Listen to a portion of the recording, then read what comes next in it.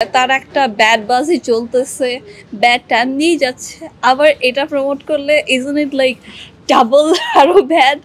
আমরা করে এসে উনি জুয়া এই রমজান মাসে হালাল মাসে হারাম ইনকাম করতেছে, এটা খুবই দুঃখজনক। অবভিয়াসলি বাংলাদেশ এটা মুসলমান কান্ট্রি, জুয়াটা মানে অবভিয়াসলি হারাম। আর এমনিতে তার একটা ব্যাড বাজি চলতেছে, ব্যাড টাইম নিয়ে যাচ্ছে, আবার এটা প্রমোট করলে ইজন্ট ইট লাইক ডাবল আরো bad. I think on his part এটা খুবই, I think, I don't know, he has a lot of money. তাইলে কেন, why would he promote that?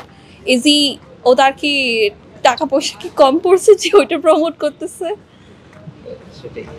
R O I feel like তার পাবলিসিস্ট আর এজেন্টদের একটু চিন্তা ভাবনা করে নেক্সট মুভমেন্ট নেওয়া উচিত। একজন এত বড় সেলিব্রিটি তার ফ্যান ফলোয়ারদেরকে জোয়ার মতো একটা নিষিদ্ধ জায়গায় প্রমোট করতেছে। তারপরে কথা হলো উনি কয়েকদিন আগে উমরা করে আসছে, শুধু উমরা করে এসে উনি জুয়া এই রমজান মাসে হালাল মাসে হারাম ইনকাম করতেছে, এটা খুবই দুঃখজনক।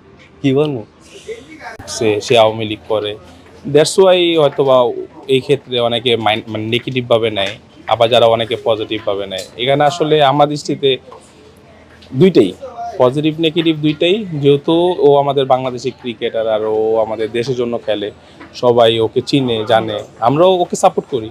তো আশা করি ও এমনি আমার দৃষ্টিতে ও ভালো আসলে, এই আর কি। এরকম আমি কিছুই দেখি নেই। আর হচ্ছে এখন তো ওনার বর্তমানে ওনার কিছুদিন আগে ফর্ম নিয়ে বললো, বলিং অ্যাকশন নিয়ে অনেকে অনেক কথা বললো, বাট তার বলিং অ্যাকশন শেষ পর্যন্ত দিন শেষে কিন্তু ভালোই আসলো, রেজাল্ট ভালো আসলো। আর ভালো প্লেয়ারদের জন্য সবসময় মানুষ খারাপ কথাটাই সবচেয়ে বেশি বলে। তো আমি এটার সাথে কখনোই একমত না যে সাকিব আল হাসান জুয়ার সাথে কোনো প্রমোটারের সাথে একমত আছে। মানুষ এটা নিয়ে অনেক খারাপ মন্তব্য করবে, কিন্তু আমি এটার সাথে কখনই একমত না। আমি না, আপনার 100 জনকেও জিজ্ঞেস করলে উত্তর একই আসবে। সাকিব আল হাসান হচ্ছে বাংলাদেশের একজন মানে খুব আইডল বলতে পারেন, মানে বাংলাদেশের ক্রিকেটের প্রাণ বলতে পারেন। এটাই হচ্ছে বাস্তব। যত প্লেয়ার আসুক না, সাকিব আল হাসান বস মানে বস থাকবে, সারা জীবনই থাকবে। সাকিবকে আপনারা কিভাবে দেখতে চান আসলে? সাকিবকে যে ক্রিকেটার হিসেবে সবসময় দেখতে চাই। হয়তো এখন দেখতে পাচ্ছি না, ভবিষ্যতে আমরা দেখতে চাই সারা জীবন ক্রিকেটের সাথে থাকুক, এটাই আমরা চাই, প্রত্যাশা আমাদের এটাই।